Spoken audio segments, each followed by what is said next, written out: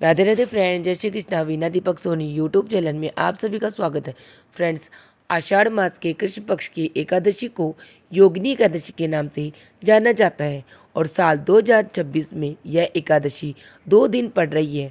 ऐसे में सभी के मन में ये असमंजस है कि 10 जुलाई 2026 को व्रत किया जाएगा या फिर 11 जुलाई को हम सभी व्रत कर पाएंगे। तो आइए समझ जानकारी आपको आज वीडियो में मिलेगी। वीडियो को पूरा जरूर देखना।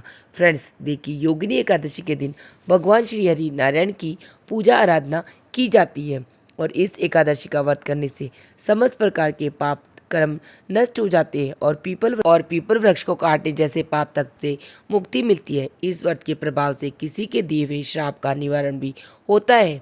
यह एकादशी देह के समस्त आदि व्याधि नष्ट कर सुंदर रूप गुण और यश प्रदान करने वाली है। योगिनी एकादशी का व्रत करने से जीवन में समृद्धि और आनंद की अनुभव प्राप्ति होती है। यह व्रत तीनों लोकों में सर्वाधिक प्रसिद्ध है। हमारे शास्त्र कहते हैं कि योगिनी एकादशी का व्रत करने से 80,000 ब्राह्मणों को भोजन कराने के बराबर पुण्य फल की मिलता है। तो आइए जान लेते हैं कि आषाढ़ मास के कृष्ण पक्ष में पड़ने वाली एकादशी योगिनी एकादशी कब पड़ रही है और इस दिन के सभी शुभ मुहूर्त क्या होंगे। साथ ही जानेंगे कि इस व्रत का प्राण का सबसे उत्तम समय क्या है। तो देखिए, आषाढ़ मास के कृष्ण पक्ष की एकादशी तिथि प्रारंभ हो रही है 10 जुलाई 2026 को सुबह 8:16 पर और एकादशी तिथि का समापन होगा 11 जुलाई 2026 को सुबह 5:22 पर। इस बार योगिनी एकादशी 2 दिन पड़ रही है। ऐसे में योगिनी एकादशी स्मार्त व्रत के लिए 10 जुलाई को होगा, वहीं योगिनी एकादशी वैष्णव मत के लिए 11 जुलाई को रखा जाएगा। 10 जुलाई को सूर्योदय का समय होगा सुबह 5:31 पर और सूर्य अस्त का समय होगा शाम 7:22 पर। अभिजीत मुहूर्त रहेगा सुबह 11:59 से दोपहर 12:54 तक और वहीं 11 जुलाई को सूर्योदय का समय होगा सुबह 5:31 पर। वहीं सूर्यास्त का समय रहेगा शाम 7:22 पर। अभिजीत मुहूर्त सुबह 11:59 से दोपहर 12:54 तक रहेगा और वही द्वादशी तिथि 12 जुलाई को सुबह 2:59 पर सूर्य उदय से पहले ही समाप्त हो जाएगी। और आइए जान लेते हैं कि एकादशी व्रत के प्राण के शुभ मुहूर्त के बारे में। तो देखिए, जो भी व्रती योगिनी एकादशी का व्रत 10 जुलाई को रखेंगे उनके लिए एकादशी व्रत का प्राण का शुभ मुहूर्त रहेगा 11 जुलाई 2026 को सुबह 1:50 से लेकर दोपहर 4:36 तक। व्रती सुबह में प्राण नहीं कर सकते हैं क्योंकि सुबह में हरिवासर रहेगा और एकादशी व्रत नियम के अनुसार एकादशी व्रत का प्राण हरिवासर में करना वर्जित माना जाता है। ऐसा करने से व्रत खंडित हो जाता है, इसलिए इस बात का आप सभी विशेष रूप से ध्यान रखिएगा। और जो भी व्रती योगिनी एकादशी का व्रत 11 जुलाई को रखेंगे उनके लिए एकादशी व्रत का प्राण शुभ मुहूर्त रहेगा 12 जुलाई 2026 को सुबह 5:32 से लेकर सुबह 8:18 तक। शास्त्रों के अनुसार एकादशी के दिन जो लोग उपवास रखते हैं और सच्चे मन से भगवान श्री हरि विष्णु का पूजन करते हैं उनके जीवन में अच्छी सेहत सुखी समृद्धि की प्राप्ति होती है। एकादशी के दिन विशेष रूप से भगवान श्री हरि विष्णु को पीले पुष्प पीले वस्त्र हल्दी मिला हुआ जल अर्पित करने से समस्त प्रकार की मनोकामनाएं पूर्ण होती है। और एकादशी की शाम के समय तुलसी जी के नीचे दीपक अवश्य ही करना चाहिए। तुलसी माता के समर्थ शुद्ध देसी घी का एक दीपक जलाएं। इस तरह ओम नमो भगवते वासुदेवाय नमो नमः इस मंत्र का जाप करना चाहिए।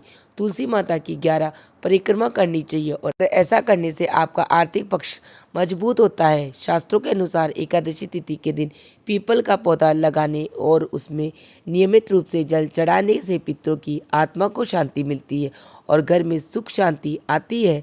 साथ ही में एकादशी के दिन गरीब लोगों को पीले वस्त्र अनाज फल दान करना चाहिए। आइए अब जान लेते हैं कि एकादशी तिथि के नियम कब से प्रारंभ होते हैं और कब तक हमें कौन कौन से नियमों का पालन करना चाहिए और कौन से कार्य एकादशी की तिथि के दिन बिल्कुल भी नहीं करना चाहिए। तो देखिए, एकादशी व्रत का प्राण दशमी तिथि की शाम सूर्योदय के बाद से ही प्रारंभ हो जाता है और ये एकादशी का व्रत द्वादशी तिथि पर समाप्त होता है। दशमी तिथि पर सूर्य अस्त से पहले ही हमें भोजन कर लेना चाहिए और इस दिन तामसिक भोजन से परहेज करना चाहिए।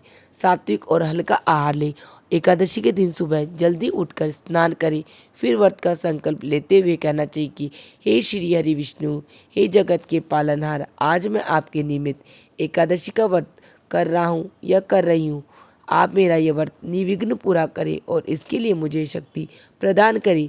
कोई भूल चूक हो जाए तो उसके लिए आप मुझे क्षमा करें। पूजा आप चाहे तो घर के मंदिर में भी कर सकती हैं या फिर कोई अलग से किसी स्थान पर चौकी लगाकर भी पीले रंग का आसन बिछाकर फूलों का आसन देते हुए भगवान श्री हरि विष्णु की फोटो या मूर्ति जो भी स्वरूप आपके पास हो उन्हें विराजमान करें। साथ में ही गणपति भगवान को विराजमान करेंगे। लड्डू गोपाल की सेवा करते हैं तो उन्हें भी विराजमान करें और इसके साथ में भाव स्वरूप सभी को स्नान कराएंगे। वस्त्र के रूप स्वरूप में सभी को मोली यानी कि कला व धागा समर्पित कर देंगे। चंदन हल्दी रोली से सभी को तिलक करेंगे। इसके बाद में देसी घी का दीपक जरूरी प्रज्वलित किया जाएगा क्योंकि यह दीपक आपकी इस पूजा का साक्षी होता है। इसके बाद आप चाहे तो लड्डू, मिठाई, पतासे, चीनी, गुड़ किसी भी वस्तु से आप यहाँ पर भोग समर्पित करें। ध्यान रहे भगवान श्री हरि विष्णु के भोग में तुलसी दल अवश्य ही होना चाहिए। साथ में कोई भी ऋतुफल समर्पित करें। पूजा में दक्षिणा हमें जरूर ही समर्पित करनी चाहिए क्योंकि यह दक्षिणा हमारी पूजा में रही कमियों को पूर्ण करने के लिए चढ़ाई जाती है। ध्यान रहे कि एकादशी तिथि पर चावलों का प्रयोग बिल्कुल ही वर्जित होता है, तो ऐसे में सभी को तिल समर्पित करें। यह बहुत ही शुभ होता है और थोड़े से तिल दीपक में भी जरूर डालें क्योंकि ये जो तिल चटकते हैं इनसे हमारे कष्टों का निवारण होता है। और अब हम अपने सीधे हाथ में फूल या फिर तिल लेकर हम योगिनी एकादशी व्रत की कथा सुनेंगे। कथा का वीडियो अलग से मेरे चैनल पर आपको मिल जाएगा और पूजा विधि भी मैंने आने वाली वीडियो में आप सभी को डालकर दिखा दूंगी कि सरल तरीके से आप सभी योगिनी एकादशी की पूजा विधि किस प्रकार से कर सकते हैं।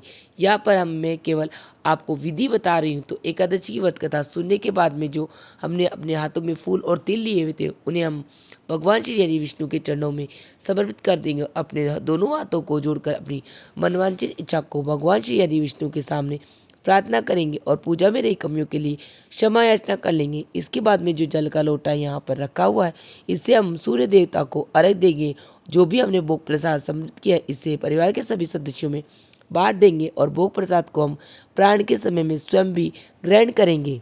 एकादशी व्रत के प्राण के बाद में दान पुण्य का विशेष महत्व होता है, तो इस दिन आप सभी एक या दो व्यक्ति के अनुसार आटा, चावल, मसाले सभी वस्तुएं डालें इत्यादि दान अवश्य ही करें।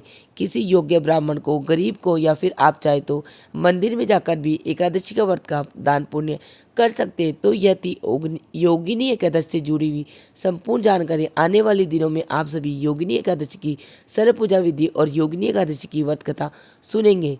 तो मेरे चैनल पर पहली बार आए तो अगर मेरी आवाज़ को पहली बार सुन रहे हो तो चैनल वीना दीपक सोनी को सब्सक्राइब करके पास वाले बेल आइकन को जरूर प्रेस करना। मैं वीना दीपक सोनी आप लोगों से आगे चल लेती हूँ। आप सभी को मेरी वीडियो कैसी लगी मुझे कमेंट बॉक्स में जय श्री कृष्णा लिख के जरूर बताना। और मेरा वीडियो आप लोगों के लिए थोड़ा सा भी यूज़फुल तो प्लीज़ वीडियो को लाइक कर लेना, चैनल को सब्सक्राइब कर लेना।